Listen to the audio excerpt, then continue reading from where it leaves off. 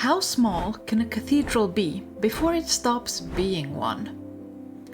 I want to build the smallest possible structure that is still recognizable as a cathedral.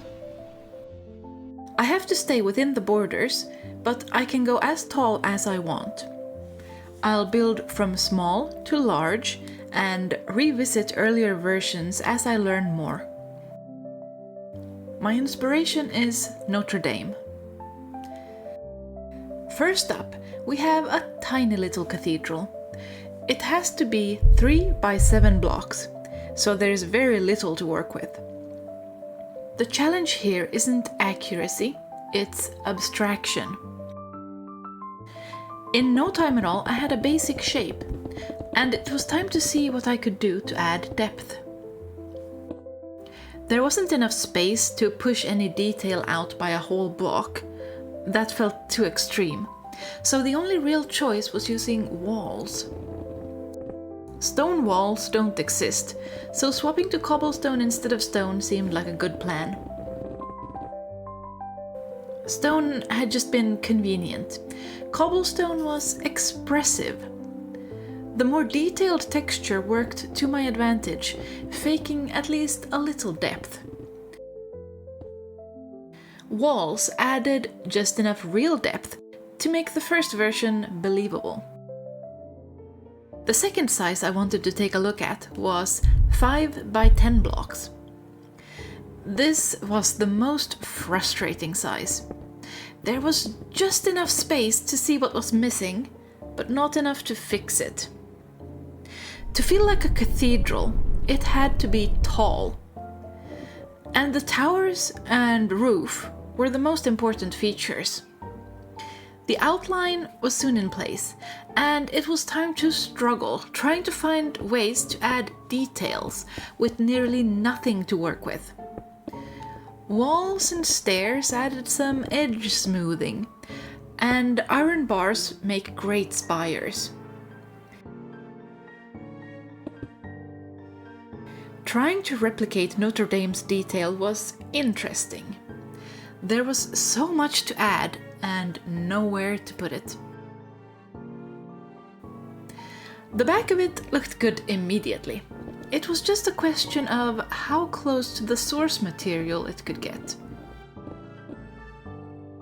The 2 by 2 towers refused to look elegant, and the facade never quite came together. I moved on. 7 by 17 blocks.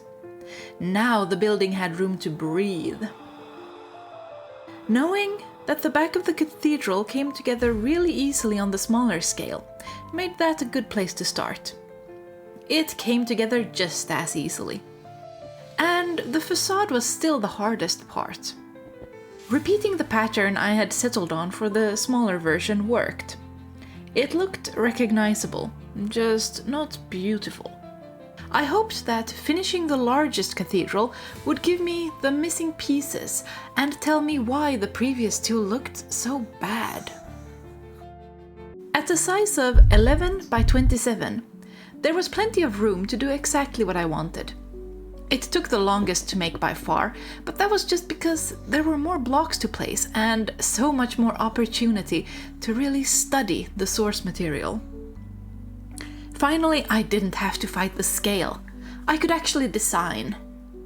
The issue with the towers was back though. This was when I realized that I had gotten this far using only cobblestone. Going into this, I thought material would matter. In the end, shape did most of the work. Now, it felt like the time to see what different block types could add to the mix. Swapping the roof to deep slate tiles felt like an obvious choice. Tiles felt more suitable for a roof than any bricks or cobbled blocks.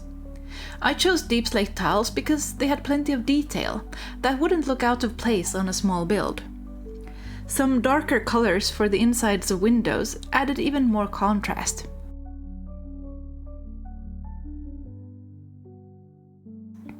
There was one more thing I wanted to do.